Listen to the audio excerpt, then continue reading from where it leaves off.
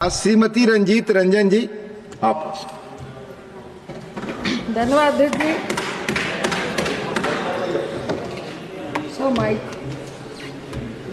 Mic sir. धन्यवाद अध्यक्ष जी। मैं आपके माध्यम से राष्ट्रपति अभिभाषण पे कुछ बोलने की अनुमति आपने दी है, इसके लिए मैं अपनी पार्टी का भी धन्यवाद करती हूँ। राष्ट्रपति जी का अभिभाषण हम सब सुन रहे थे। उन्होंने सरकार की उपलब्धियों को बताने का काम किया, जो एक परंपरा चली आई है। राष्ट्रपति जी को सरकार की नीतियों और उनकी उपलब्धियों को, उनकी विफलताओं को भी बताना चाहिए, जो इस परंपरा में शामिल नहीं है। साथ ही उन्होंने ऐतिहासिक जो कुंभ मेला चल रहा है, मौनी आस्था के दिन जिन भगदड़ से जिन लोगों की मौत हुई, उसके लिए दुख व्यक्त किया। इसके लिए हम पूरा सदन उनका धन्यवाद तो नहीं करेगा, लेकिन हम शामिल हैं कि हम सब उस दुख में शामिल हैं। पर मेरा थोड़ा सा, मैं कहूँगी कि मैं आपकी निंदा नहीं कर रही हूँ, लेकिन बेहतर होता कि हम पूरे सदन को और पूरे देश को विश्वास में लाते कि भगदड़ में आखिर कितने लोगों की मौत हुई है। क्योंकि मुझे कल पीयूष जी जवाब दे रहे थे, कुछ ऑब्जेक्शन उन्होंने किया था, तो मैं उन्हीं को कोट कर रही हूँ कि उन्होंने पुराना कुंभ का इतिहास दोहराया कि 1965 में इतने लोग भगदड़ में उनकी डेथ हो गई थी, फला में इतनी डेथ हो गई थी, फला में इतनी डेथ हो गई थी। तो मेरा सवाल है आपके माध्यम से पीयूष साहब से कि मालूम कैसे चला उनको कि इतने इतने लोगों की डेथ हुई थी? क्यों? क्योंकि कांग्रेस ने सदन के अंदर भी, सदन के बाहर भी लोगों को बताया कि अगर भगदड़ हुई तो इतनी मौतें हुई थी। इसी से आपको एग्जाम्पल लेना था, तो आप क्यों छिपा रहे हो? क्योंकि आपकी सरकार आवाम के संवेदनाओं से खेलकर उनकी मौत पे सत्ता पाने का काम करती है। ये बहुत ही आवाम के लिए दुखद है, जो पूरा देश देख रहा है। कुंभ मेला, महादेवी श्वेता वर्मा जो बहुत बड़ी पोएट थी, बहुत बड़ी राइटर थी, वो महीना महीना जाके वहां रहती थी। उस टाइम सिर्फ साधु संत आते थे, लाखों की संख्या में आते थे, और वो एक दूसरे से वाद विवाद करते थे, मेडिटेशन करते थे। वो आपकी सत्ता पाने का, वोट पाने का, प्रचार का माध्यम नहीं था, जो आज की तारीख में आपने कर दिया है। इसके लिए हम सबको बहुत अफसोस हो रहा है। दूसरी बात, मैं कुछ चीजों को लेने से पहले कहूंगी कि मुझे जब पीयूष साहब बोल रहे थे और मृत्यु पे जिस तरह से छिपाया गया, तो मुझे कोविड का गंगा तट पे जो लाशों के ढेर को छुपाने का काम किया था ना आपने, उसी तरह आज कुंभ में भी आपने लाशों के ढेरों को छुपाया है। और मैं आपको दावा करती हूँ कि कल इस पर भी मूवी बनेगी, क्योंकि रात के कई घंटों तक उन शरीरों को, डेड बॉडीज को कमरे में बंद रखा गया, घायल कह के डेड बॉडी को हॉस्पिटल ले जाया गया, और वहां से भी उन डेड बॉडियों को गायब किया गया।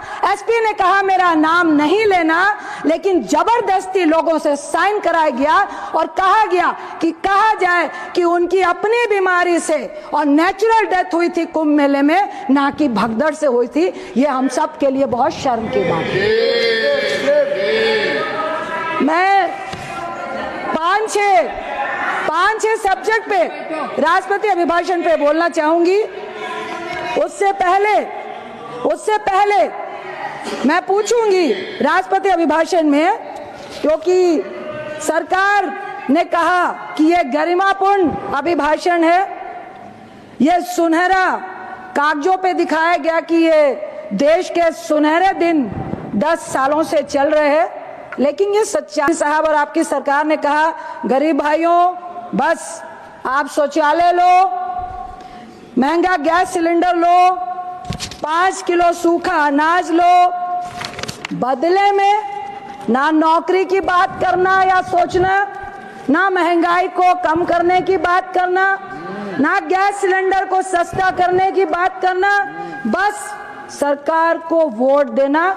तुम्हारी तरक्की की जो सीढ़ी है ना, इससे ऊपर नहीं जा सकती है। क्या यही गरिमापूर्ण अधिकार है? दूसरी बात, मैं 5-6 मुद्दों को ले रही हूं, जिसमें किसान है, शिक्षा है, एजुकेशन, पर याद दिलाना चाहूंगी, जिसके बारे में मैं याद दिलाऊंगी, PM Shri school for rising India. स्वास्थ्य, पर्यावरण, आपकी उड़ान, आपका स्पोर्ट्स। वक्त मिला तो मैं चंद चीजों पे सच्चाई उजागर करना चाहूंगी।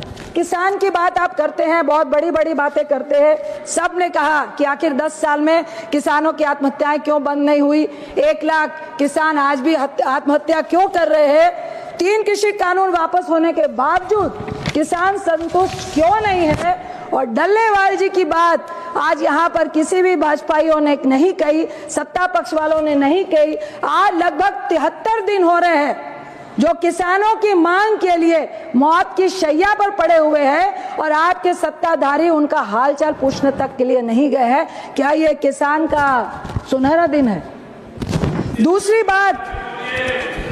बात मैं आपसे कहना चाहूंगी और उदाहरण देना चाहूंगी छोटा छोटा।